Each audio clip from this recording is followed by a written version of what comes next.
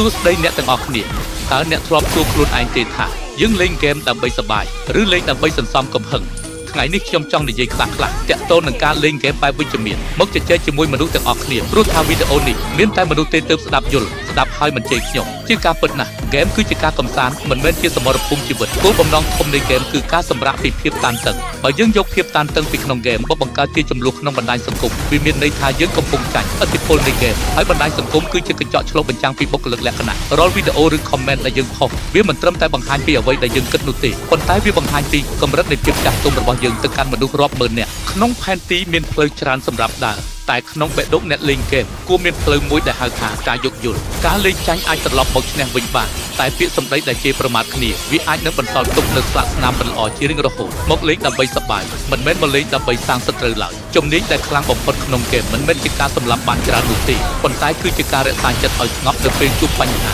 បើមានគេឌឺដងមកយើងការឆ្លើយតបដ៏ល្អបំផុតគឺភាពស្ងប់ស្ងាត់និងការអភិវឌ្ឍសមត្ថភាពខ្លួនឯងកុំឲ្យហ្គេមត្រួតត្រាលើអារម្មណ៍យើងអីយើងត្រូវដឹងថាលេងឲ្យគេគោរពប្រសើរជាងលេងឲ្យគេខ្លាច skill ខ្លាំងត្រូវដើរទន្ទឹមនឹងចរិតល្អកុំយកកំហឹងក្នុងហ្គេមមកបំបែកបំបាក់មិត្តភាពក្នុងបណ្ដាញសង្គមអ្នកដែលខ្លាំងពិតប្រាកដគឺអ្នកដែលចេះគ្រប់គ្រងអារម្មណ៍ខ្លួនឯងបានល្អបំផុតអ្នកលេងហ្គេមនិងជាអ្នកបង្កើតមាតិកានៅលើ TikTok គួរចងចាំថាសន្តិភាពនៅក្នុងហ្គេមចាប់ផ្ដើមពីមាត់របស់យើងការផុសវីដេអូឆ្លើយឆ្លងជេរគ្នាវាមិនបានធ្វើឲ្យយើងខ្លាចជាអ្នកឈ្នះពិតប្រាកដនោះទេតែវាគ្រាន់តែជាការបង្កើតរង្វង់នៃភាពអវិជ្ជមានតែប៉ុណ្ណោះសាកល្បងបដូរមកជាការចែករំលែកបច្ចេកទេសលេងឬវីដេអូកំប្លែងខ្លែងវិញនោះអ្នកនឹងទទួលបានការគាំទ្រដោយក្តីស្រឡាញ់ពិតប្រាកដបើជាបើលេងប៉ះគ្នាអន់ចូលឲ្យតែគេវាយនោះខ្ញុំក៏ជេរ